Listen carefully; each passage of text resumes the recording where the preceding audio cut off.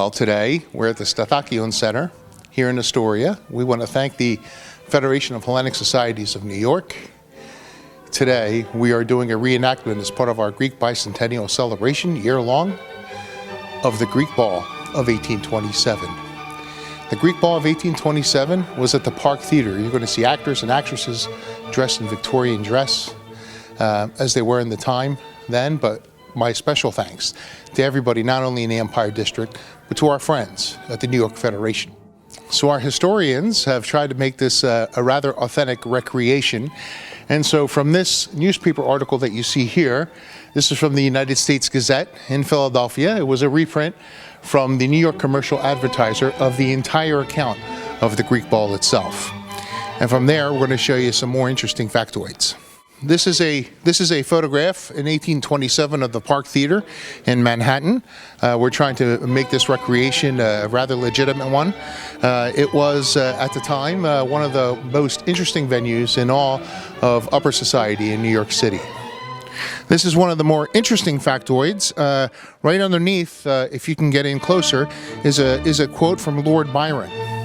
It took us some time to unearth the quote itself, as it was associated actually with Shakespeare. But as you can see, it says, "Yet are the skies blue, thy crags are wild, sweet are thy groves, and verdant are thy fields. Art, glory, freedom, marbles glare, but nature still is fair." And this also was a rather large poster that was posted at the time of this event almost 200 years ago. Well, General Lafayette, of course, a good friend of many in the revolutionary days. There was a rather large poster of General Lafayette at the Greek Ball itself, not only a friend to America, but a friend of the Greeks.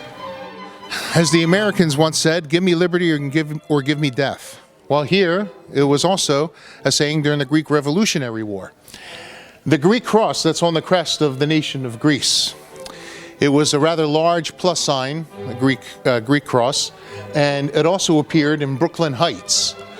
In Brooklyn Heights, there was a Greek cross much like this one, and it said, an insignia underneath, "May the Grecian cross be carried from roof to roof, from stable to stable, as well as from church to church, until it rests upon the dome of St. Sophia."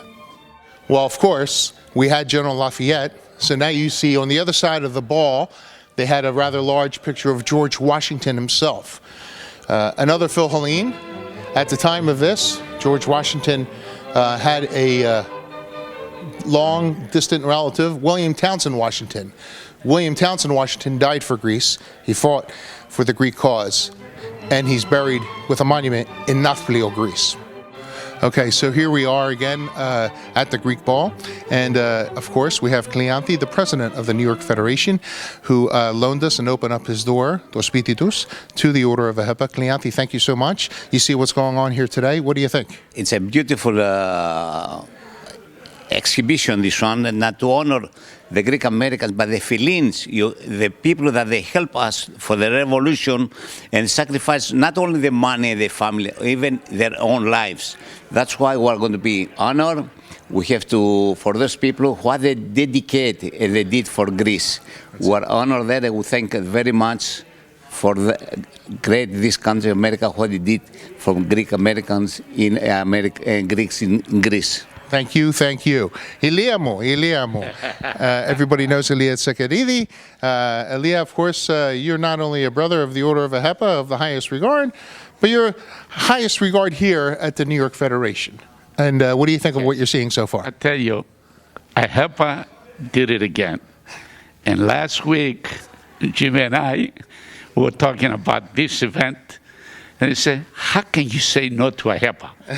I mean, not only we're brothers, but this is, when I see you involved and I see Luke Katsas involved, I know things are going to be done right. That's it. Thank you. Thank you. Thank you, Ilia. Brothers and sisters, I am honored to be here.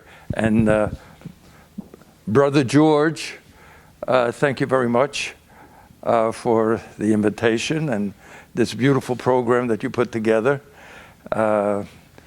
Eva and I are proud to be here, and we're looking forward and finding out, and as they probably said there, Zito Ilas.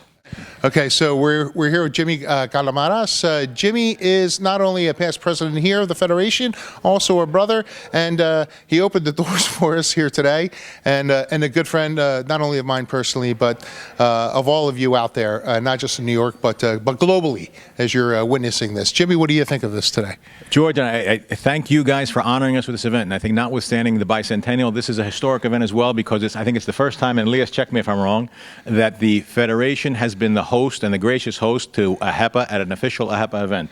So I think this is the first of many where it shows that no one, as they say, "Demas perisevi kanenas," no one is extraneous. Everybody is needed. If we don't work together, nothing gets done. I think what we're honoring today, and with George's wonderful idea and AHEPA's wonderful idea for this beautiful production, is showing how the Americans were aligned in spirit with the Greeks, because even though America had its revolution a few years earlier, 50 years earlier, 45 years earlier, relatively speaking, that I think the world knew, not just America, Europe, Russia, Asia, all knew that unless Greece was freed, the place that found democracy, that nobody was free.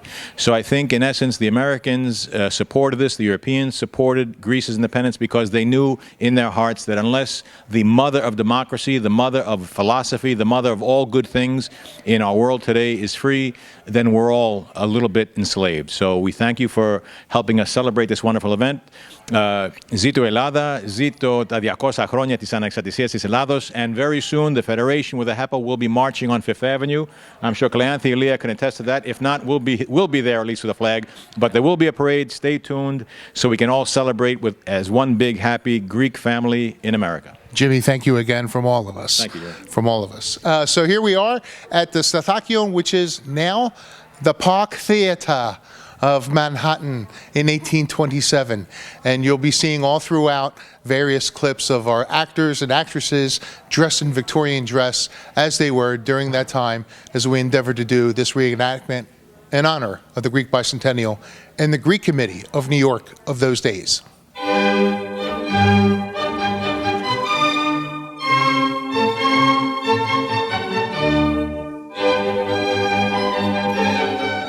I deem myself exceedingly happy in having been selected as the organ of this communication.